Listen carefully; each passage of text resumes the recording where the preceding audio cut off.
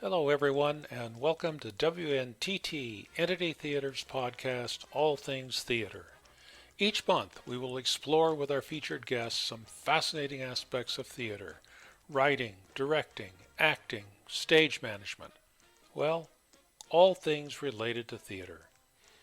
This is Roger Voigt, and I have the privilege of hosting this podcast series. We will premiere a new show at 8 p.m. on the first Sunday of each month. If you miss a Sunday, no problem. You can listen to any of the podcasts from the past year by going to entitytheater.com and clicking on All Things Theater in the primary menu. You can also leave comments there, including your ideas about making the podcast better and what you would like to hear about on a future podcast. So, without further ado, let's get started with our featured guest this month. Don't know why I didn't come.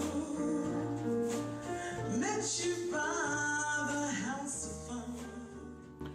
What better way could there be to introduce our guest this month, Denise Orita, than with her marvelous voice singing Norah Jones' Don't Know Why. Denise is a professional, London-born actor and singer who divides her time between London and Munich, leading workshops, performing in clubs, and playing the mother of one of the stars in the movie Giddy Stratospheres, scheduled for release later this year. One of her fellow actors in the movie said of her, "The supremely talented Denise had us all crying with her amazing acting." This evening, Denise is going to share with us her approach to helping actors discover their own truth. It's an honor to have you as our guest this evening, Denise. Oh, thank you. I feel honored to be asked, actually. Great. So maybe it's a good place to just begin at the beginning. And how old were you when you actually realized you wanted to make acting a career? Phew. Well, I think if I start with, I'd always done something after school. So from when I was 5, I did dance classes, sort of ballet and tap. And there was a school called the Jason School of Dancing in Enfield, where I grew up in North London. And I did that, which was pretty standard practice anyway for a lot of children. And when I was 9, I hurt my leg. I had a problem with my knee. So the Uh-oh. doctor said, "Oh, you really can't dance for a while." So there was a woman called Miss D, and it was like Miss D's drama classes, and I think she was based at the school as well. Like it was all a bit of a long while ago. But anyway, I started going to her drama classes, and I just remember like just really enjoying it, and really having fun. And I mean, I started dancing again like a couple of years later, but then I kept them both up, like the dancing and the drama, Okay. and that went on, and that led to I went to the Young Vic Youth Theatre. So the Young Vic, the big London theatre, had a youth theatre, Okay. as did as did the Old Vic as well. And well, there was quite a few actually. Those days we had funding, and I remember so that I think I was about 14 when I was going to the Young Vic Youth Theatre. I was also involved with there was community things going on in my local area. And then I started going to Sylvia Young Theatre School, which is like a sort of stage school, but I was going as a part-time student. So I would go. It was kind of like it was just always this was where you were supposed to go, huh? Well, absolutely. So basically, it was like till then, and to literally, I was like doing it part time until I went to drama school. Then, so it was like just you had this careers chat in your school, and in those days it was really like they just, well, what do you want to do, and you have no clue, and they try and steer you for the army was very popular or the police, something like this. Uh-oh. Okay. Yeah, and I kept, this is like, it is a while ago, and I was always like thinking, oh, looking, saying, well, do they do drama there? That's what I was thinking, because I knew I wanted to do it. But somehow when I was like sort of 15, 16, I just thought, no, actually, I really wanted to be an actor. Wow. And Sylvia Young, where I was at part time, the wonderful woman Veronica, unfortunately, is passed now. She actually told me how to do it and what I should do to be able to go full time to drama school. So were your parents supportive of the idea? My mother very supportive. My father not so much, but that's really irrelevant. But my mother, yeah, very very supportive because she that time was Margaret Thatcher was the prime minister, and she had done a lot of changes. She'd stopped automatic grants for a lot of further education, and drama schools was definitely gone. So you had to, if you unless you could afford to pay full out, you had to apply for a discretionary award, Okay. which means auditioning for your local council from people who have no idea about drama or dance or anything, but they're deciding if you're going to get some money towards it. It was quite crazy when I think about it now. Yes. And needless to say, they didn't give me any money, and they said no. And but my mother sacrificed a lot, a hell of a lot, working a lot of jobs. She did a hell of a lot to enable me to be able to go, which I'm truly grateful for. I can imagine. So you ended up at St. Catherine's Studio Yes, then. yes. Was that equivalent of a university or? No, it was a small drama school in Guildford in Surrey, so in the country. So from here, so from where I'm North London, about 2.5 hours, 3 hours away. It was a small school. She'd been open a long time, part time, but as full time, we were the second lot of students that were full time. Right. So like, and we were only 11 of us, A small and the group. first, yeah, and the first year was 4 people, but I'm really grateful that it was like that, and it was a beautiful old building. I can't even quote what year it's from, but absolutely beautiful building. So it was really atmospheric as well, you know. But I feel very fortunate that I did go there because it was a smaller school, and it, of course, you're still met with challenges. But I think I certainly did better having come from there than if I'd gone to maybe one of the bigger schools where I could have got lost. Yes, sure. So were they supportive of this process that you say is so important of letting each student discover their own truth, or was it more structured and do it this way and not that way? Yeah, I think in those days as well, because this was the early '80s, and I think that people didn't really talk about methods, certainly not in this country at that time, and it was very sort of like straightforward of like, here's a script. You know, you did go through points about thinking where you are, what are you doing, and motivation to a degree, but I think that's much more from America, and that came to us a lot later. Okay, So I think it was more, if I dare call it, straightforward acting of like, you know, this is what you should be doing, and trying to guide you, but not by any method, just by standard, I suppose, what I called standard drama teaching, which was also fine, you know. sure. You said that you felt really fortunate to have met some great people in your career, and they encouraged you to believe in yourself and love you for yourself. Yeah. You mentioned your mother, of course, and a few other people. Who else, as you reflect back on these people today, what stands out for you as particularly important? Yeah, one of the big things actually happened at drama school. And I mean, people who come to my gigs wouldn't believe that I was actually really shy about singing. And well, I remember I had to, yeah, exactly. Like people go, "What, really?" And that's what I try to say this in the workshops as well. You know that I remember. So although I had to sing for the audition, but June, who was the principal and manager, she was very kind, and he knew something was there, but she didn't put you under so much pressure. Anyway, so during the time I was there in our first year, what they did, you'd have singing lesson, and I literally would be doing group singing, and I would be miming at the back. So I literally would be miming at the back. But she was smart, and she could see that. I wasn't the only one, by the way. And then what they did, they offered if we wanted to go extra at lunchtime. If you wanted to go at lunchtime to be able to, do some singing. So I thought, well, actually, I'm going to take this opportunity up because I knew I had to kind of get brave. And so we would go lunchtime, and it was okay. It would be like three of us or something, and you'd sort of play a bit on the piano, and you do slowly, slowly, slowly get a bit confident to get the voice out. But she had a pianist working for her called Gordon Yates, and he was kind of like around and sometimes would play these sessions. And I don't know, I just kind of thought, oh, he, you know, I just liked him. I just liked him as a person. I just liked how he was also trying to encourage. So after the first year, I hadn't done much, and maybe a little bit of singing, like, you know, a few lines here and there, but not really out there. But in that summer after we broke, I was like, right, I don't know. I was just sort of thinking, like, I've really got to get by. I've really got to get out there. And I was watching it's an old American series called Kaz, and it was an American detective series, and Ron Lieberman, I think, is the main actor. And I just happened to watch this episode, and I heard the most amazing song.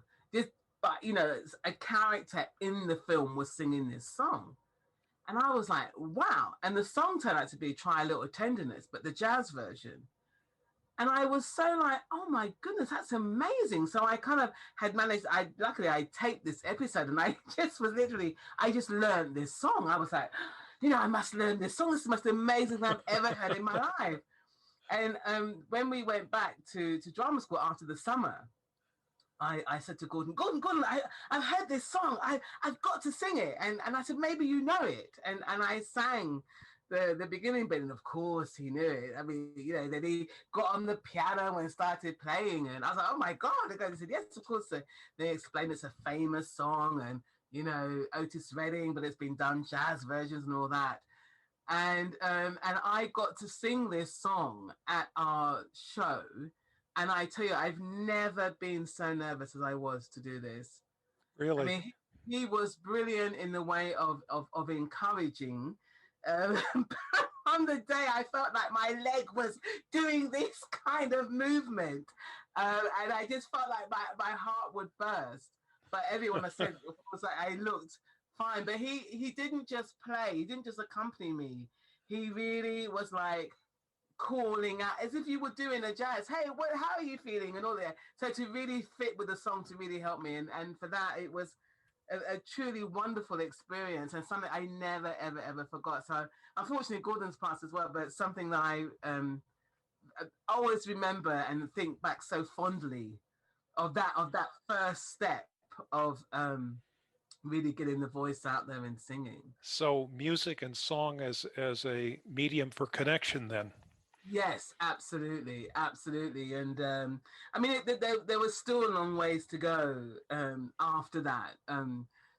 Julie Dennis is someone else who is my teacher for a long time, and really helped. I mean, she's a phenomenal singer herself anyway, but she really helped me understand me and how to use my body to be able to sing well, which is why I do the combination of what we have as well. Yeah. Right. So song and dance and the physicality. Yeah. So I've had of course the privilege of being in a few of your workshops, I'm glad you call it a privilege. it absolutely has been.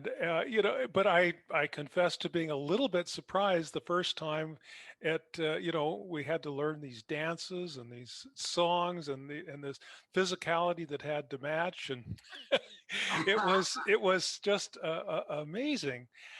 And you said, yeah, we need to do this to kind of loosen up Yeah, and focus, so to help you yeah, focus on elements of dramatic performance.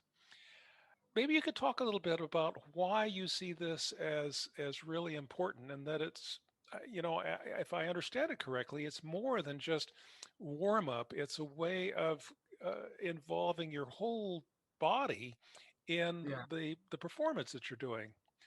Maybe you could talk about that a little bit. Yeah, it's not just one element to performing. You know, we need everything to work together. And in the same way that, for example, people also forget that when you're singing, it's a muscle. So some people like think they'll jump out of bed and start singing. No, you've got to warm that muscle up.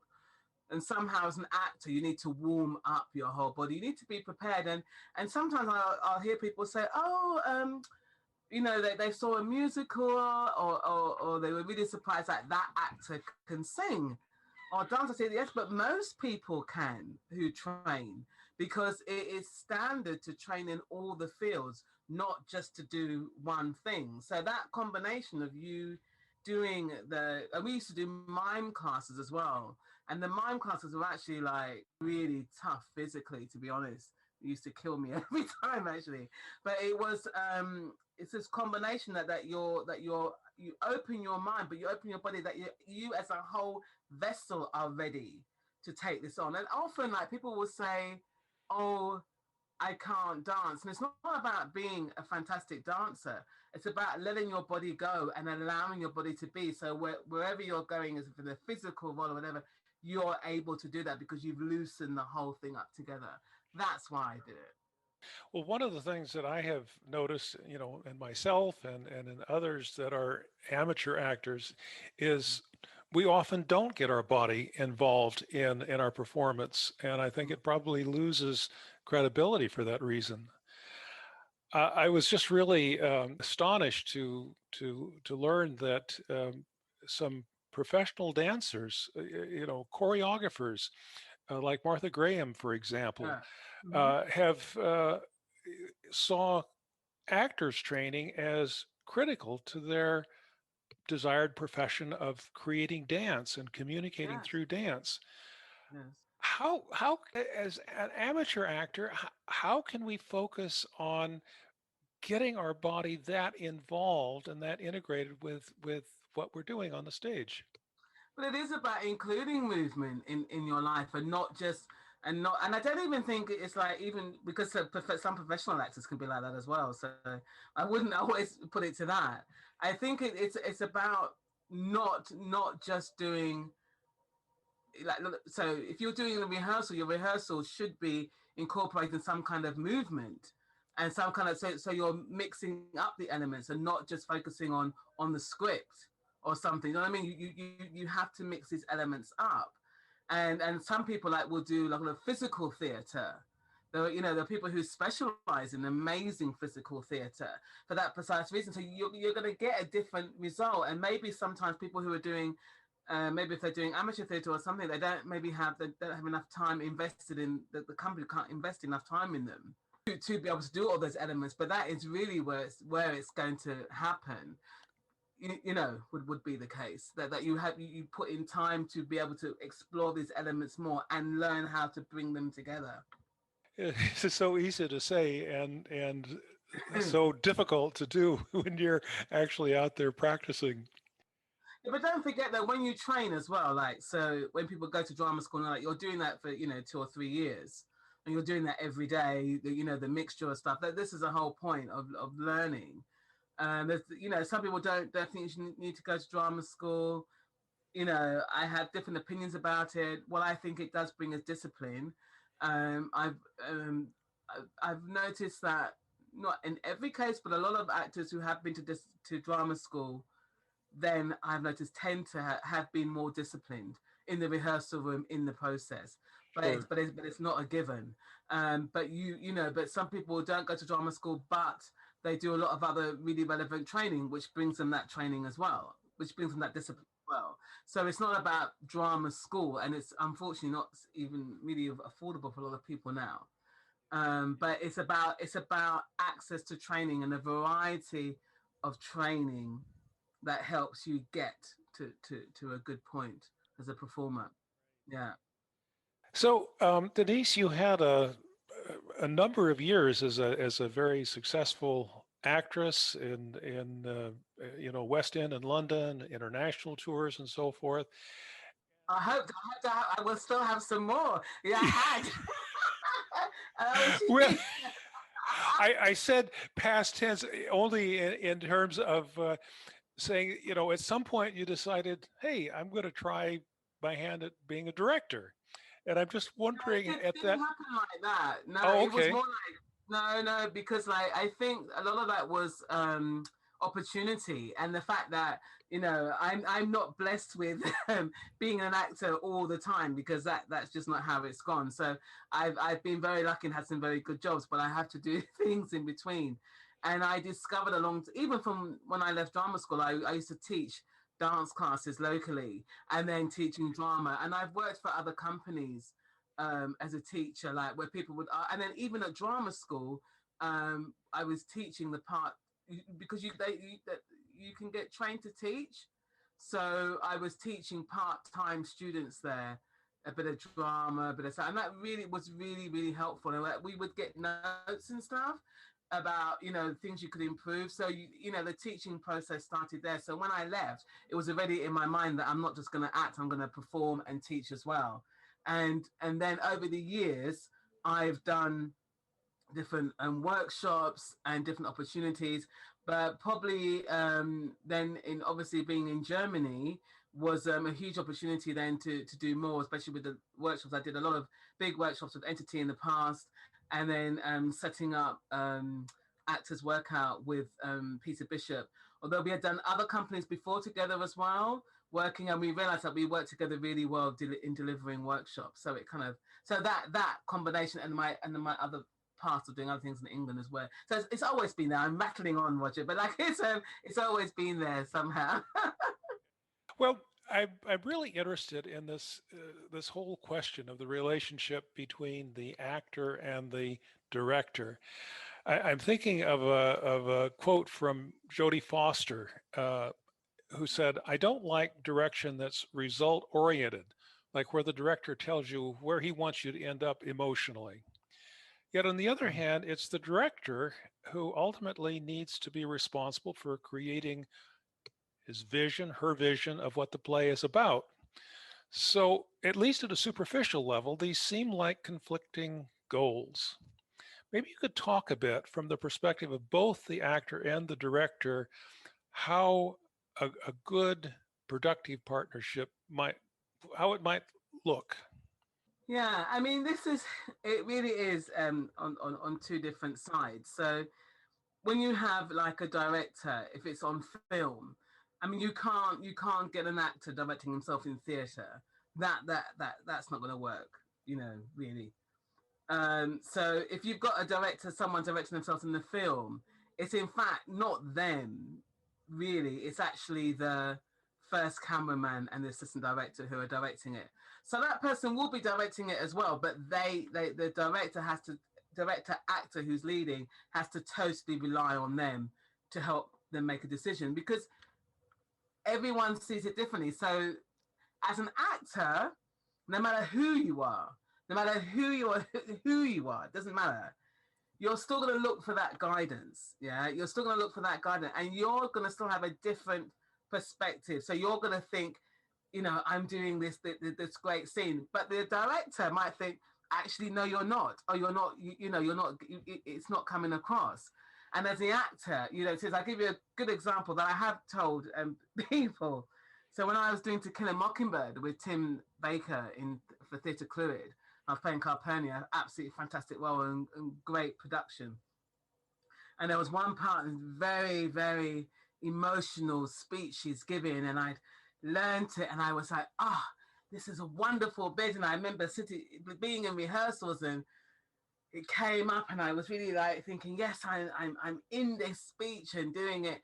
And the director just looked at me and said, well, either you need to do it faster or I'm going to cut it. Oh, oh no. I was like, okay, got it.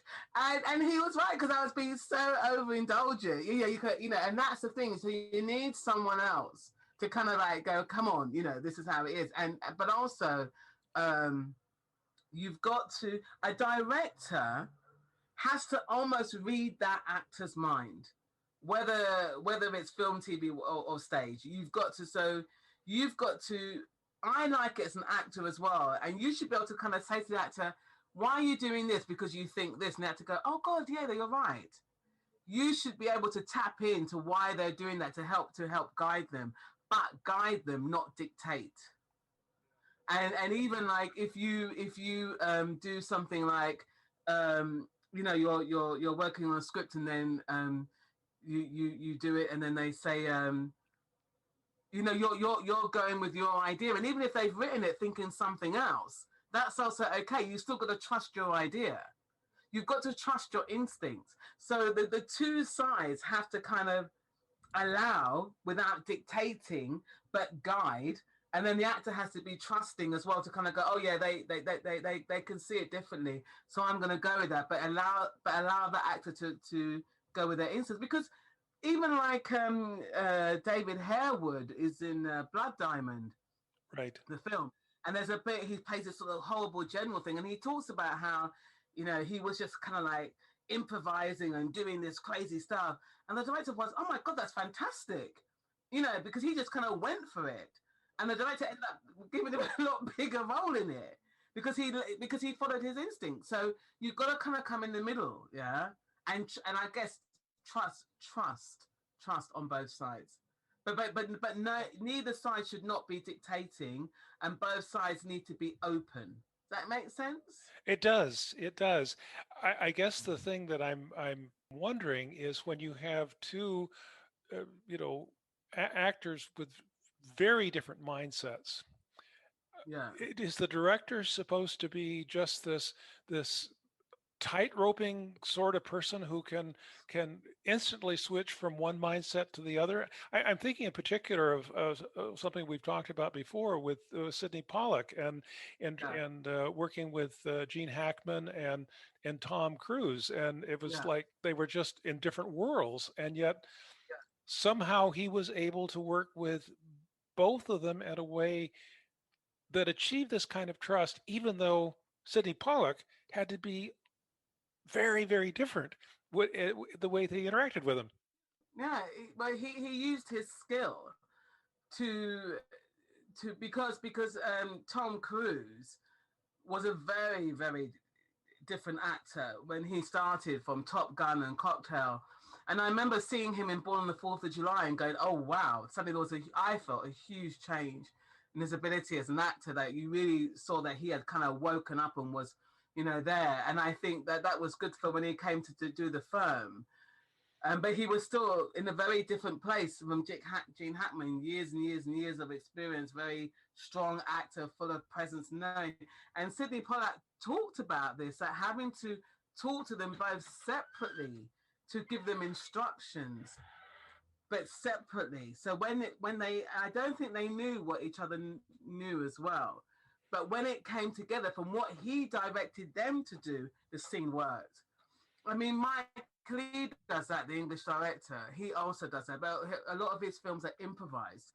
And I'm very lucky. I mean, got a little role in Secrets and Lies, one of his films, and he gives the actors different instructions, and you don't know what the other actors being told. Interesting.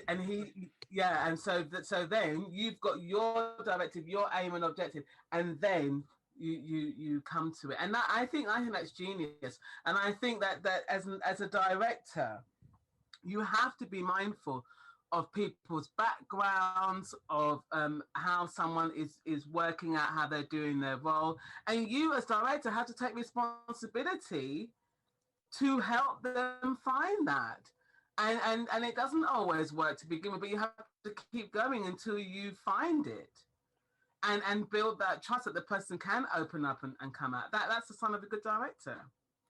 Well, you know, you mentioned taking different approaches to different people and so forth, and of course, there's been it's been a really big deal in theater in the 20th century and continuing now about, you know, method acting, Stanislavski.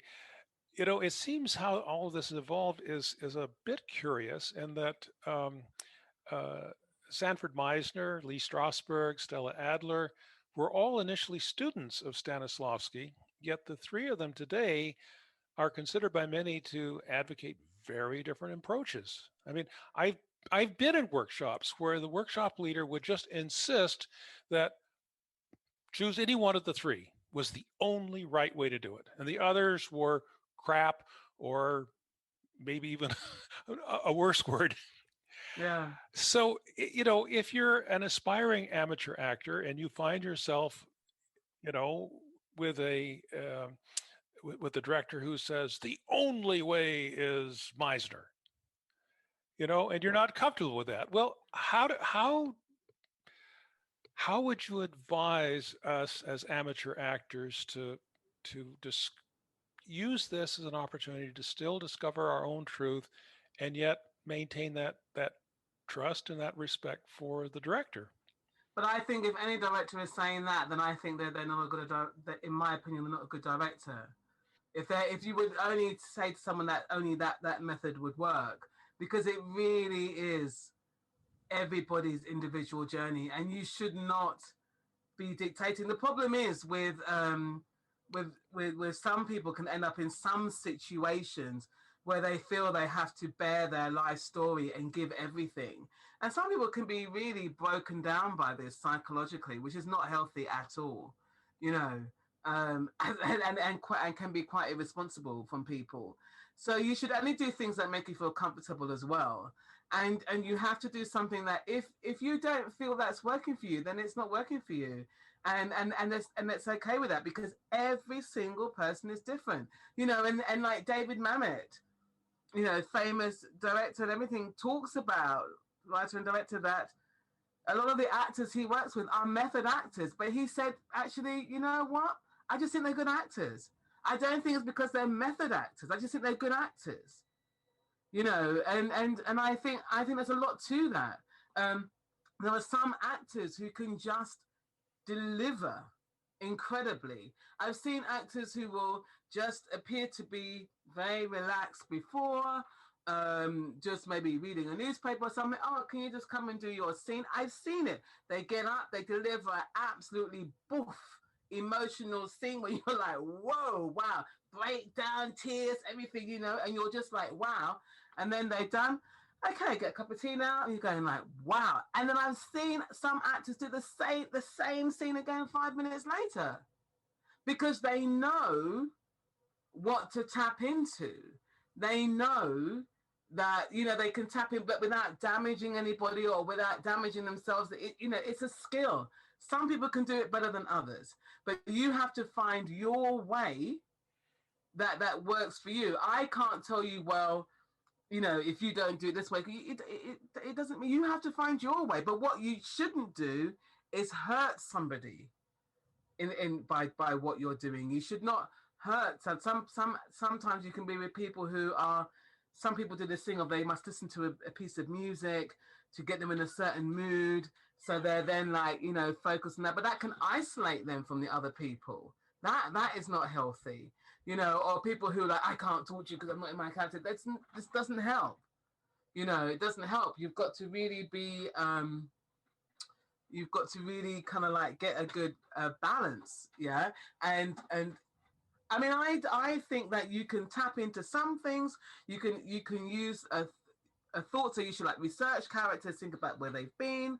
Think you can maybe tap into an emotional thing that you're thinking of, but I don't think you have to kind of break yourself down to the, you know, and all that. And really and truly, if you're doing a class and people are saying this is the only way, then I just don't think it's good. It's good because it's limiting you. Sure. And whether it's not even about being amateur actor, I think Entity is unique because you know, it's in Germany, it's an English speaking company. It's not like some amateur companies would be, because it has people from all over the world, people who've done all different kinds of things, from professional backgrounds, from whatever backgrounds, who happen to be in Germany, who want to reproduce theatre. So, you know, from when Danny Strike started it with Alison Sanford, you immediately had a very high standard of work, you know, which is, yeah, I was in Germany, obviously, at this time. And, you know, it's a very good mixture of people, which brings a wonderful high standard of work.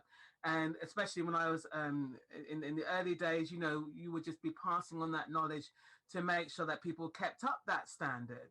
Right. So I think that makes Entity unique in that way, because you have them, because it's an English speaking company in Germany.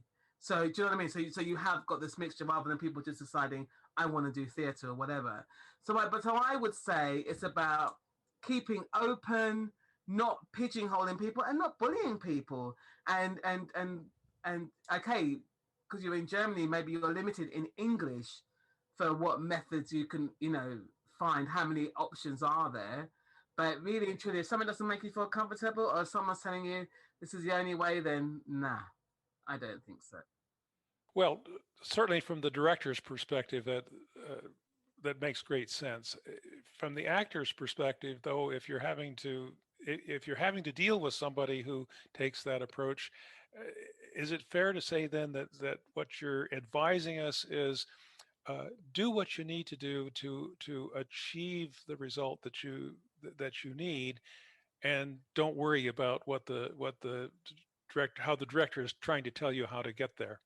Is that Well, fair? because they might not be connecting with you. So you could have like a talk, and normally, that conversation should be anyway, with a director. Look, I'm looking at my character like this, and a good director should be able to sit down with you and talk you through that, and then hopefully you would come through on the journey together. Now, if that's not working, then there is seriously something wrong there. If they're kind of like going, and you're like, oh, so it could be that the actor's not just listening or the director's not listening, but as well, because it's not. I'm not saying it's not certainly not one-sided. But what I'm just really kind of stressing is that you shouldn't be hurting yourself or other people. And although acting is a challenge and it is about being brave, it's about having that the guts, I call it, to jump over the wall is what I would say. Like, it's like you feel free. I mean, Roger, I remember working with you and seeing when you just suddenly let go, and you allowed these freedoms to come to you, which was just wonderful to see. And then you suddenly see you're open and you're ready to embrace more information. And it's just about being open and allowing it to come, and how someone gives that information to you. Right. Yeah. I do remember that moment with you vividly, and I will for the rest of my life. It was certainly something special. Yeah. So maybe just kind of turn this around a little bit and look at it from a different perspective, and that is an actor that is, has okay, he's been offered a part, he's getting ready for early rehearsals. About preparation, I know that Meisner, for example, said the seed to the craft of acting is the reality of doing. Ian McKellen said that he has to find the character he's going to play on stage within himself if the acting is not just to be dead.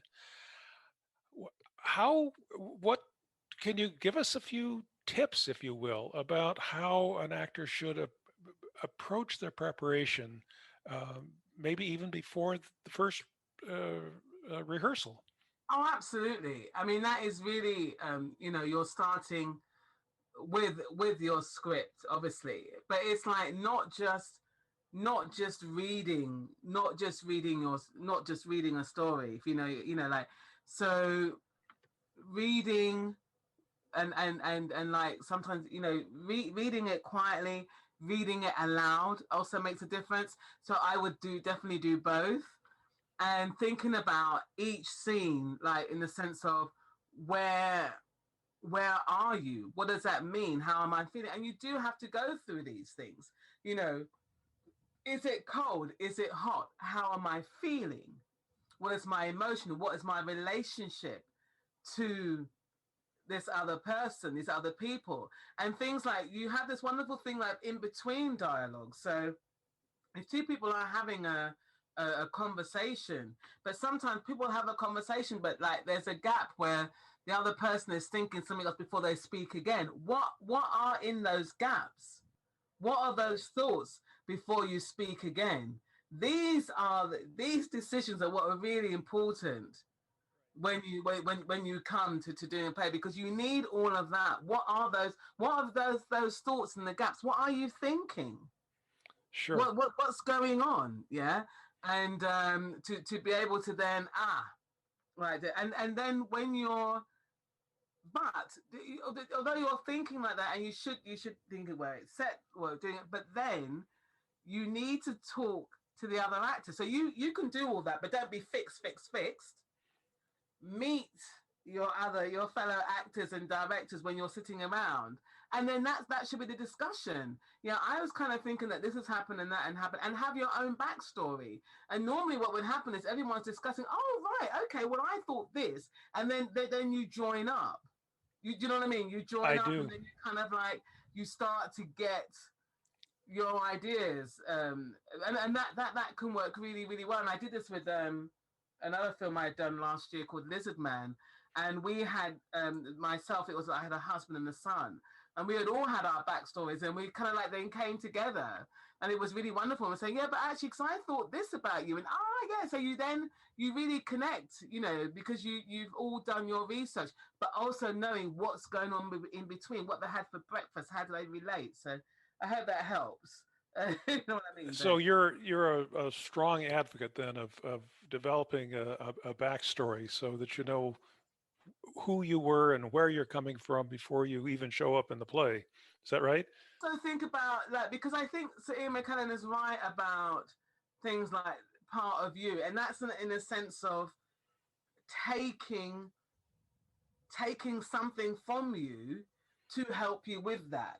So taking an element of you, and whether you change that element again is fine, but taking that element of you to help you then use into that character is what some people can do very well, and and then you can relate to it easier. And also, but it's because otherwise, when we talked about the whole movement thing, the singing, does a person even sing? How do they walk? What do they lead with? What part of the body do they lead with? Do they lead with their nose, with their ear? Or, there's all these things that we forget because we're all different. How do they sit? Do they scratch their nose? Like, what do they do? Well, I'm thinking reflecting back on what you were saying earlier about the importance of physicality, movement, that sort of thing, that when you're reading a script and you're preparing for a role, you probably would say, no, don't do it sitting in a chair. Get up, move around, try and imagine movement while you're doing this, right? Yeah, eventually, but it is definitely about that. You must, when you read it quietly and then you read it aloud, it has a different effect. So that's why you should do both. And then sometimes, like, what another good thing you can do with parts, not the whole thing, but what you should do is tape it and then listen. Okay. Listen to the script. So tape it and then listen to it, because that also has, so you're having different instructions which help you, and then because then you'll start to, especially if you tape yourself doing sections, and then you listen back and then you go, oh, actually I would inflect that word differently though. I actually think they're going on a different journey. It helps you get the world of the play. It helps you start to see where you're coming from. But as I said, nothing, despite all of that, it shouldn't be fixed in stone. That is your starting block, which you're open with. And then when you're in, whether it's filming or stage, then you should be open to be able to, with others, to be able to progress that and be open and take that further. So it's kind of a foundation that you then Yes. build on together with your fellow actors and the director and so forth. Yeah. Sure. Well, great stuff. I'm just wondering, the praise that you got for your role in this upcoming movie, Giddy Stratospheres. If you think back on how you prepared for that role, does that anything else there that occurs to you that would be worth sharing with us? I think it's a very wonderful film, an indie love song, written and directed by Laura Jean Marsh, and I think for me, I immediately thought when I auditioned for it, oh wow, I love this script. So I kind of felt that a lot of the story was there, like it was waiting to be told. So that made it easier in the sense of getting into it. And I remember that when I got the script, because for an audition you need to read the whole script so you can get the whole perspective. And I was really busy, so I thought, oh, I'll just do half now, and then when I finish doing something else, I will get back to the script. But I was so into the script, I couldn't stop. I had to go to the end. I did with that, because of the main character Daniel. There's mainly Daniel and Laura are the main characters, but there's so much there that it was easy for me to kind of imagine more of my backstory and what I was thinking, my relationship with my son, what he had gone through, what I was thinking about him, what I was thinking about with him and her. So that had helped. But I did do a lot of a lot of what's going on in between. What is my what has happened before? What has brought me to this stage? Yeah, definite. And when I met up with Jamal, who plays Daniel, and we talked about the backstory, then it was like we both had the same ideas, which was brilliant. Yeah, Great, great, yeah. So that was really helpful. Yeah. wonderful. Wow. Well, Denise, you have certainly given us a lot of good input today, tonight, and I thank you so much for sharing your time, your perspective, your insights with us. Thank you. Oh, you're very welcome. Thank you. I really enjoyed it. I give a little shout out to my very supportive agent as well, Victoria Stephen Management, which helps which helps to do all this journey. Yeah. Well, I know that you also are a very passionate gospel singer, so perhaps we'll say goodbye for tonight at least with hearing a little bit of one of your gospel songs. Okay. Thank you, Roger. When the sun comes up, he brings my coffee in my favorite cup, 'cause I know. Well, that's it for this month's podcast, Radio Theater in the 21st Century. Our guest this month was Denise Orita, a talented actor, singer, and acting workshop leader who, with passion and determination, guides the participants in discovering their own truths and expressing them on the theater stage. You won't want to miss Denise's stunning performance as the mother of Daniel in Giddy Stratospheres, planned for release later this year.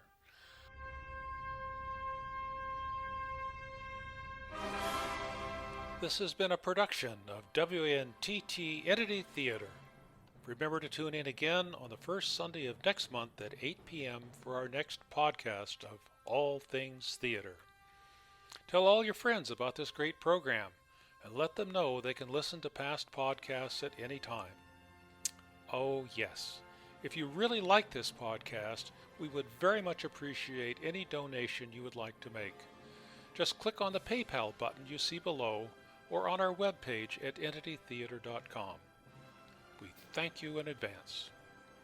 So, this is your host, Roger Voigt, saying goodbye for now, and until next time, when we will again talk about all things theater.